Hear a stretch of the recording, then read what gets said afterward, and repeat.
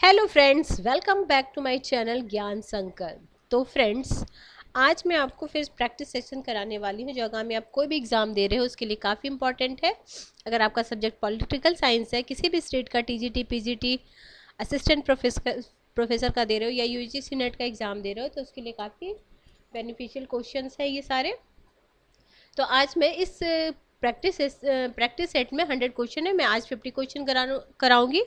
अगले क्लास में next 50 question कराऊंगी। तो फिर स्टार्ट करते हैं फ्रेंड्स। अगर पहली बार चैनल पे आए हो तो प्लीज़ सब्सक्राइब कर लेना, अगर अभी तक सब्सक्राइब नहीं किए हो तब भी सब्सक्राइब कर लेना और बेल आइकन को दबा देना ताकि जब भी मैं वीडियो डालूँ तो आपको नोटिफिकेशन मिल जाए।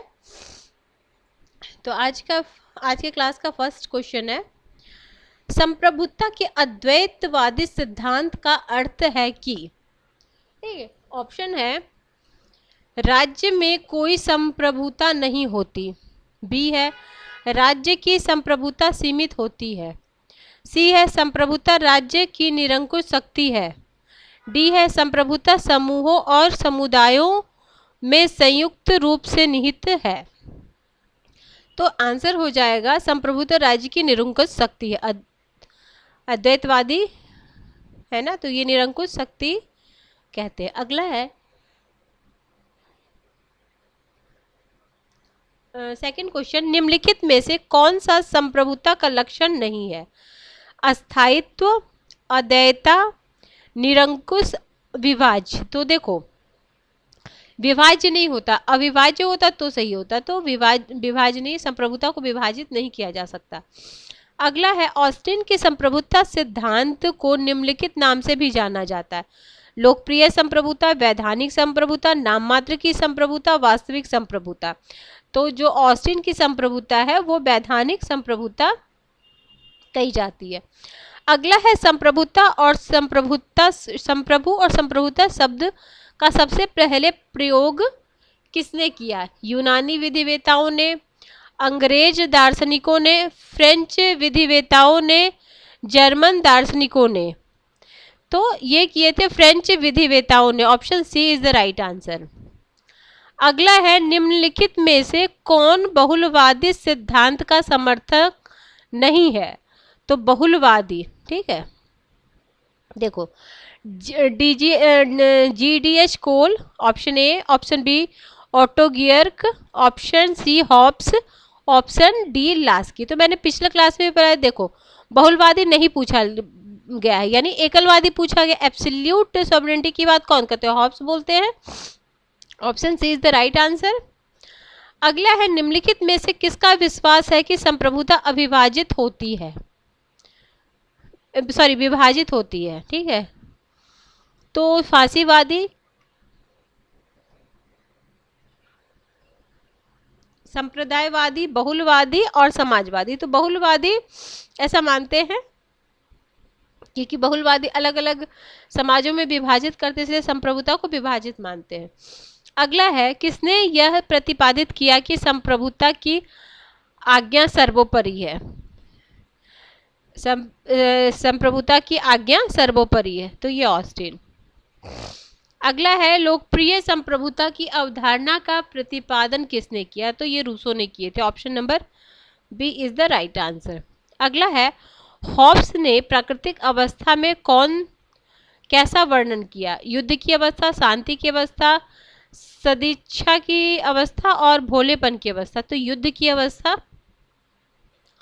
Option number A. अगला है सामाजिक समझौते सिद्धांत को दो अनुबंधों की ओर किसने संकेत किया? ठीक है, तो ये इसमें लॉक हो जाएंगे।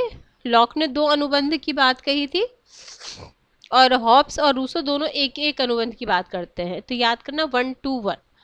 विकासवादी सिद्धांत किस मान्यता पर आधारित है? मानव स्वभाव, शक्ति, क्रमिक विकास, धर्म। तो option C is the right answer.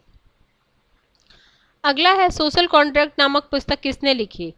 तो सोशल कॉन्ट्रैक्ट नामक पुस्तक लिखी रूसो ने। Option number A.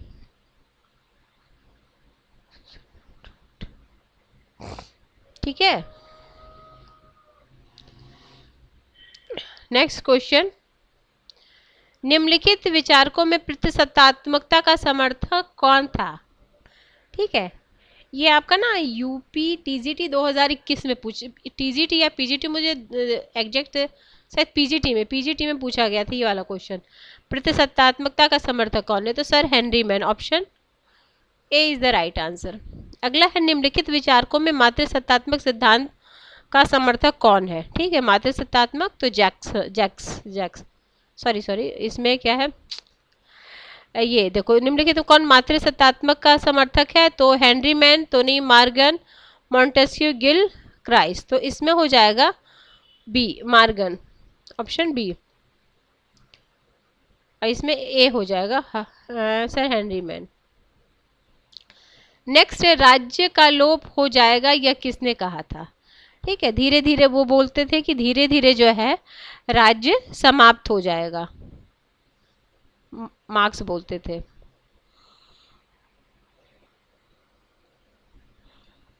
अगला है क्वेश्चन नंबर 16, मार्क्सवादी विचारकों के अनुसार राज्य, तो मार्क्सवादी विचारकों के अनुसार राज्य क्या है?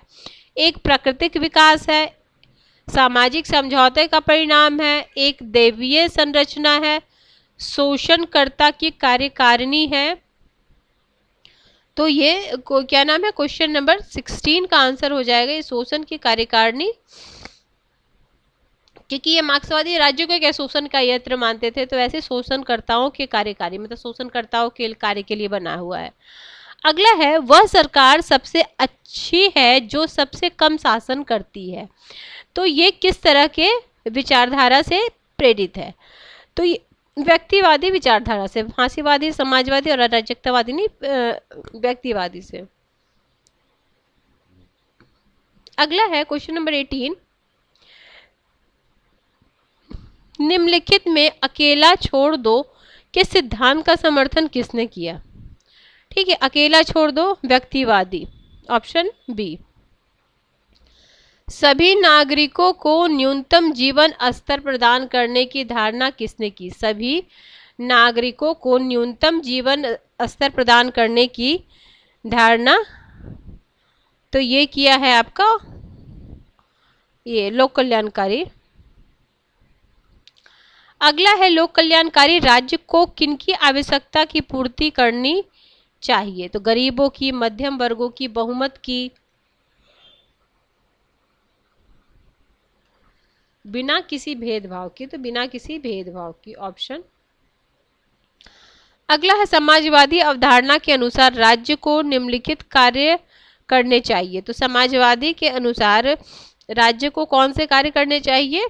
तो अधिकतम संभव कार्य, न्यूनतम संभव कार्य, केवल शांति और सुव्यवस्था कोई कार्य नहीं, तो अधिकतम संभव कार्य।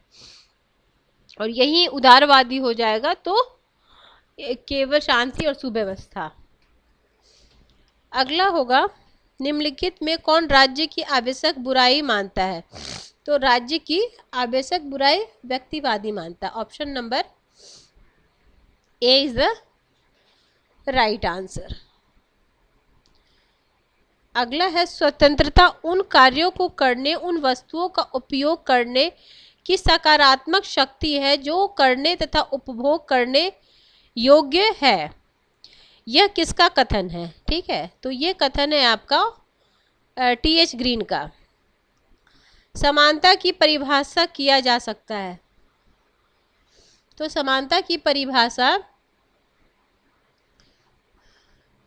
ये समानों में समानता, भेदभाव की समाप्ति और कि बिना क्षमता देखे हर क्षेत्र में समानता, तो ये वाला भेदभाव की समाप्ति। अगला है न्याय की मूल अवधारणा की प्रकृति कैसी है? वैधानिक है, नैतिक है, राजनीतिक है, सामाजिक है। ठीक है, तो ये हो जाएगा आपका डी, सामाजिक है।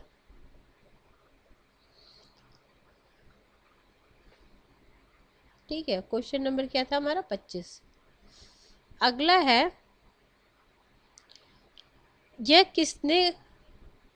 यह किसने कहा कि प्रत्येक राज्य का चरित्र उन अधिकारों से जाना जाता है जिनको वह जिनकी वह व्यवस्था करता है।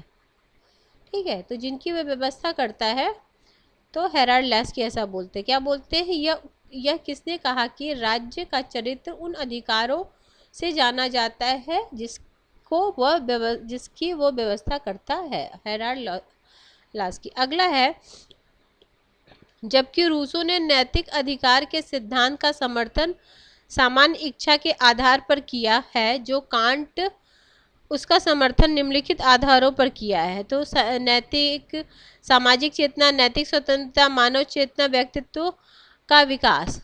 तो ये हो जाएगा आपका नैतिक स्वतंत्रता, ऑप्शन नंबर बी।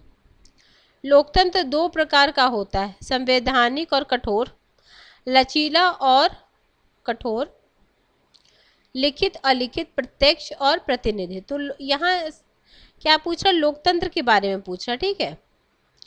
तो लोकतंत्र कैसा होता है, तो लोकतंत्र आपका क्या होता है, ये हो जाएगा ना, प्रत्यक्ष और प्रतिनिधित्व होता है। बाकी ये सब उसके बारे में, संविधान लिखित अलिखित होता है, संविधान कठोर लचीला होता है, संवैधानिक और वो होता है ये। अगर लोकतंत्र पूछ रहा है तो प्रत्यक्ष और प्रतिनिध्यात्मक। अगला है, निम्नलिखित में कौन अभिजात्य यंत्र को लोकतंत्र से श्रेष्ठतर शासन का स्वरूप मानता है। तो किसने माना है, अरस्तु ने, ऑप्शन नंबर ए। अगला है, अल्पतंत्र के प्रतिनिधित्व से संबंधित प्रणाली कौन सी है, अल्पतंत्र से संबंधित प्रणाली कौन सी है, तो ऑप्शन नंबर बी, एकल संक्रमणीय मत प्रणाली, option number B is the right answer. अगला है, हेयर पद्धति में प्रत्येक मतदाता को कितने मत प्राप्त थे, ठीक है, हेयर प्रणाली में मतदाताओं को कितने मत प्राप्त थे, तो केवल एक मत। समाज पर प्रभाव डालने वाले अथवा उसके हितों से संबंधित प्रश्नों के विषय में मनुष्यों की जो धारणाएं होती हैं, उन्हीं के योग को साधारणतः लोकमत कहते हैं। तो ये कहते हैं आपका option number A, Lord Bryce. अगला है, निम्नलिखित में से किसमें शासन और शासन दल की आलोचना करने का अधिकार नहीं है, ठीक है। तो 33 का हो जाएगा मार्क्सवाद में। निम्नलिखित में किसमें शासन और शासन और शासक दल की आलोचना का अधिकार नहीं है, अभिजात्य लोकतंत्र, जितने भी लोकतंत्र उसमें, तो मार्क्सवादी लोकतंत्र में नहीं है, ऑप्शन नंबर डी। अगला है, एक व्यक्ति एक वास्तविक रूप से स्वतंत्र प्रेस निम्नलिखित के लिए उपयोगी है, एक वास्तविक रूप से स्वतंत्र प्रेस निम्नलिखित के लिए उपयोगी है, तो शासन विरोधी दलों और जनता के लिए, तो शासन विरोधी दलों और जनता के लिए, ठीक है, शासन विरोधी दल और जनता के लिए। द्विदलीय और बहुदलीय पद्धति में प्राप्त होती है, फासीवादी राज्य, अधिनायकवादी राज्य, साम्यवादी राज्य, उदारवादी लोकतांत्रिक राज्य। तो ये हो जाएगा ऑप्शन नंबर डी, उदारवादी लोकतांत्रिक राज्य। किसने कहा कि दबाव गुटों में तृतीय सदन का नाम प्राप्त कर लिया है, किसने कहा था, दबाव समूह ने तृतीय वर्ग का, किसने कहा कि दबाव गुटों ने तृतीय सदन का नाम प्राप्त कर लिया। तो ये फाइनल कर, ये भी जो क्वेश्चन है ये बहुत बार एग्जामों में आया हुआ है। अगला है, नौकरशाही मंत्रिमंडलीय उत्तरदायित्व की आड़ में पनपती है, ठीक है, ये कोटेशन भी इम्पोर्टेंट है। नौकरशाही क्या है, किसकी आड़ में पनपती, मंत्रिमंडल, तो रेमजे मेयर का है, option number B is the right answer. अगला है, निम्नलिखित में उपयोगितावाद के समर्थक, ये तो सबको पता है, बेंथम। राज्य ईश्वर का अवतरण है, ये तो कितनी बार आप लोगों ने खुद भी देखा होगा ये क्वेश्चन, हीगल का है। राज्य का कार्य अच्छे जीवन में आने वाली बाधाओं को बाधित करना है, राज्य का कार्य क्या है, बाधित करना, तो ये टीएच ग्रीन का option number C is the right answer. निम्नलिखित में कौन राज्य का एक वर्गीय संस्था मानता है, राज्य को एक वर्गीय, तो मार्क्सवादी मानता है। निम्नलिखित में कौन सकारात्मक उदारवादी विचारक था? तो सकारात्मक उदारवादी विचारक थे आपके टी.एच. ग्रीन। एक स्वप्नदर्शी समाजवादी का अर्थ होता है, एक स्वप्नदर्शी समाजवादी का अर्थ होता है जिसके विचार अव्यावहारिक हो। Option B. अगला, मजदूरों का कोई देश नहीं होता, यह किसने कहा था? किसने कहा था कि मजदूरों का कोई देश नहीं होता? ये मार्क्स बोले थे। तो विश्व के मजदूरों एक हो जाओ, ऐसा। अगला है, लेनिन के अनुसार क्रांति। तो लेनिन के अनुसार जो क्रांति थी वो थी निम्न उच्चतर की ओर विरोधाभासों से पूर्ण एक द्वंद्वात्मक प्रक्रिया। ऑप्शन नंबर सी। फांसीवाद कहाँ उत्पन्न हुआ? तो फांसीवाद आपको कहाँ पे उत्पन्न हुआ था? इटली। अधिकतम व्यक्तियों का अधिकतम सुख सिद्धांत किसने प्रतिपादित किया? तो बेंथम उपयोगितावादी विचारक ने। आदर्शवादी किसके विरुद्ध प्रतिक्रिया है? तो आदर्शवादी जो है व्यक्तिवादी के प्रतिक्रिया। निम्नलिखित में कौन सी पुस्तक गांधी ने लिखी? Discovery of India, Jawaharlal Nehru, Gita Rahasya, my experiment with truth. ये ऑप्शन नंबर सी। आज के क्लास का लास्ट क्वेश्चन है, संवैधानिक सरकार का अर्थ है? तो संवैधानिक सरकार का अर्थ है सीमित सरकार। Option number A is the right answer. तो फ्रेंड्स, आज मैंने 50 क्वेश्चन, मोस्ट एक्सपेक्टेड 50 क्वेश्चन कराए। इसके अलावा भी आपको मेरे चैनल पे पॉलिटिकल साइंस और हिस्ट्री की काफ़ी बेहतरीन क्लासेस मिल जाएगी। अगर पहली बार चैनल पे आए हो तो प्लीज़ एक बार ज़रूर मेरी प्लेलिस्ट को चेक करना, आपके लिए काफ़ी बेनिफिशियल क्लासेस मिलने वाली है। तो मिलते हैं हम नेक्स्ट क्लास में।